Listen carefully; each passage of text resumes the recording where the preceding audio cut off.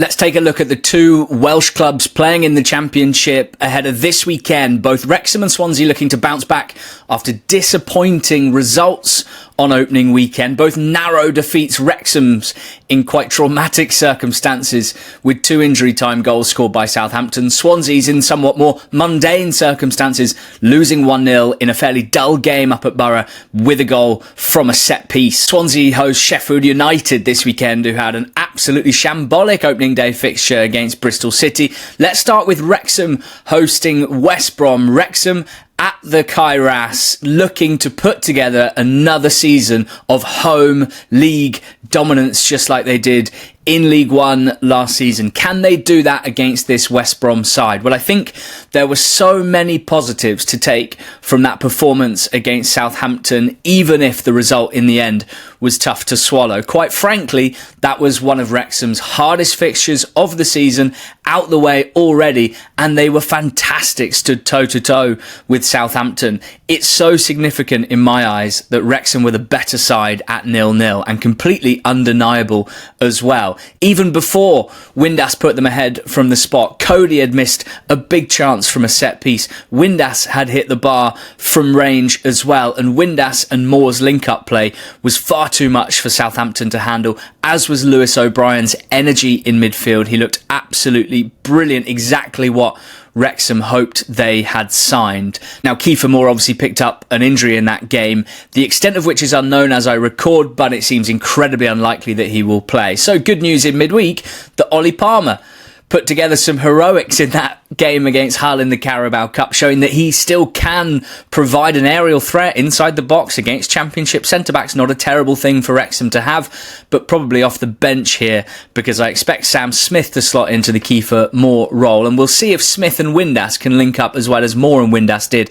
in that first half against Southampton. Otherwise, I wouldn't expect too many changes from a Wrexham point of view from that game against Saints, nor do I think Parkinson should switch things up. I was really impressed with the way they took to that game, and I think at home against a West Brom side with fewer individual threats but maybe more team cohesion than Southampton had, we should have a really interesting game here. Baggies were still getting to know them under new manager Ryan Mason. They won on opening day with a goal from a long throw, a 1-0 win at home to Blackburn. Not a sparkling performance, but a solid start. And in midweek, they dominated Derby at home in the Carabao Cup, ended up losing on penalties after conceding a 96th minute free kick there.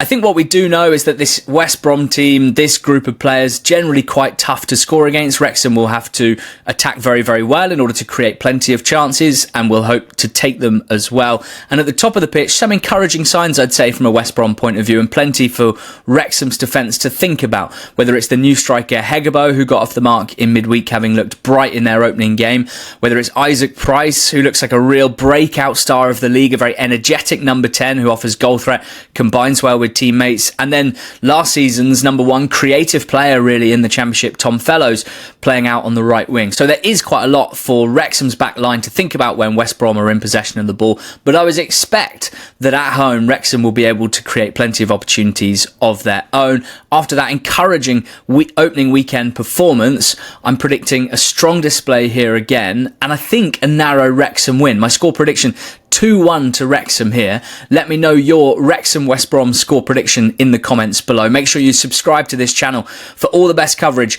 of the Welsh teams playing in the English Football League this season, and head to dragonsports.co.uk for the best Welsh sports coverage with no ads. On to Swansea against Sheffield United, and look, I don't think there's a huge amount to say about that Swansea performance up at Borough. Positives to take from it is that they were by no means dominated, and in open play the overall out of possession structure and the defensive capability looked fine.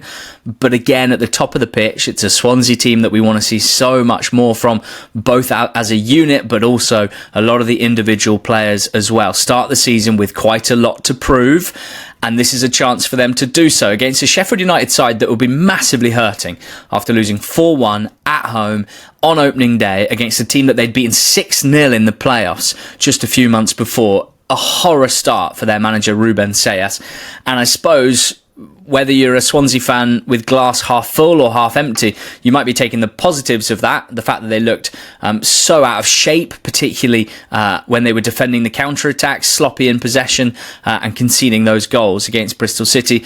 Or you might think we might be due a reaction of a performance here. Sayers might have really got into them with his criticism of the team on the pitch at the end of that game, and a tactician like him will likely know what to do to counteract some of the issues that they had. Then again, they've got problems with personnel, and it's a good time for Swansea to be playing Sheffield United for sure. The midfield battle will be crucial. Both sides will be confident of hurting the other when it comes to having on-ball quality, attacking quality, creative quality against a group of midfielders that aren't that proven, I wouldn't say, as a defensive unit yet.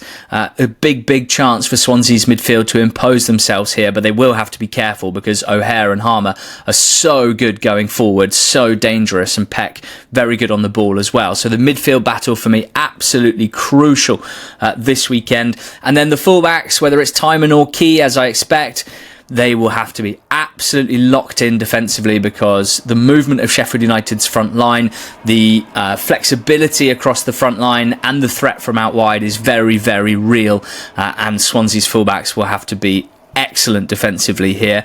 And the chances for Swans, if it's anything like the game that Bristol City played against Sheffield United, will be there on the counter-attack, will be there in quick transition attacks. Do they have players who can carry the ball through the defensive and middle thirds and take Sheffield United players out the game and then get good balls into the front line? And when it gets to the front line, can Ronald, can Yom Ji-sung, can whoever plays up top do what Reece and Twine and Hirakawa did last weekend for Bristol City? Can they turn those counter-attacking opportunities into good chances and finish well? I think the jury is still out when it comes to these front attacking players for Swansea. And I do wonder whether Bobby Wales's little cameo in midweek, scoring a nicely taken goal, whether he might get a chance here to start the game ahead of Vipotnik, who hasn't started the season so well in either of his two starts right now. Swans, would you go for Wales over Vipotnik? If so, why? And if not,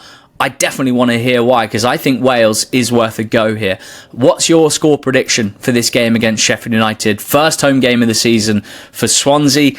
I think we'll see a reaction from Sheffield United, and I think there could be people writing them off after that result on opening weekend, and I just worry that Swans might be on the wrong end of a big response here. So I'm going to go Swansea 1, Sheffield United 2. Let me know your thoughts and score predictions in the comments. Make sure you subscribe to the channel and head to dragonsports.co.uk for all the best Welsh sports news with no ads.